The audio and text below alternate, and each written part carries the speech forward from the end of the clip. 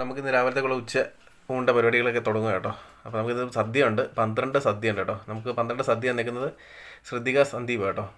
നമുക്ക് ജന്മദിനാശംസകൾ നേരുന്നു. അതുകൂടാതെ അത് മാത്രമല്ല, മോളുടെ ഈ നന്മകൾ എന്നും ഇങ്ങനെ തന്നെ പോട്ടെ നമ്മൾ ആശംസിക്കുന്നു.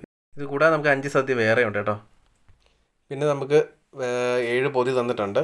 7 പൊതി തന്നത് നമുക്ക് ഐശ്വര്യലക്ഷ്മി കേട്ടോ, കോഴിക്കോട് പേരാമ്പ്ര താമസിക്കുന്നത് ശശീന്ദ്രൻ ചേട്ടൻ്റെയും ബിന്ദു ചേച്ചിയുടെ മകളാണ് കേട്ടോ. നമ്മുടെ ഫോളോവേഴ്സാണ്. ഇപ്പോൾ കുട്ടിക്ക് നമ്മൾ ജന്മദിനാശംസ നേരുന്നു കേട്ടോ.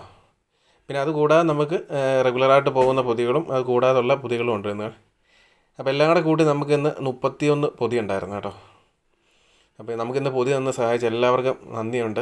ഇതുപോലുള്ള പ്രവർത്തനങ്ങളിൽ നിങ്ങളുടെയും സഹായം ഉണ്ടാവുമെന്ന് പ്രതീക്ഷിക്കുന്നു.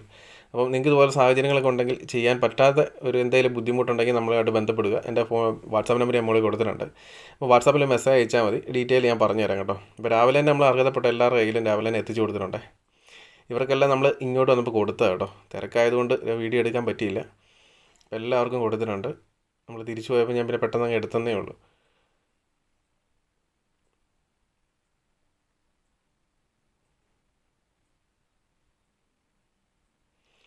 ഈ ചേട്ടൻ മാത്രം നമ്മൾ രാവിലെ കൊടുത്ത പൊതി രാവിലെ തന്നെ കഴിച്ചു കേട്ടോ. ചോദിച്ചപ്പോൾ പറഞ്ഞ് രാവിലെ ഒന്നും കഴിച്ചിട്ടില്ല എന്നാൽ ഞാൻ ഒരു പൊതിയും കൂടെ എക്സ്ട്രാ കൊടുത്തു കേട്ടോ. 2 പൊതി കൊടുത്തു. പിന്നെ എന്തൊക്കെ കറികളുണ്ടെന്ന് നമുക്ക് നോക്കാം. അവിയൽ, കപ്പളങ്ങ തോരൻ, പിന്നെ പച്ചടി, ബീട്രൂട്ട് കിച്ചടി, പിന്നെ നമ്മുടെ ഇഞ്ചിക്കറി, നാരങ്ങ അച്ചാർ.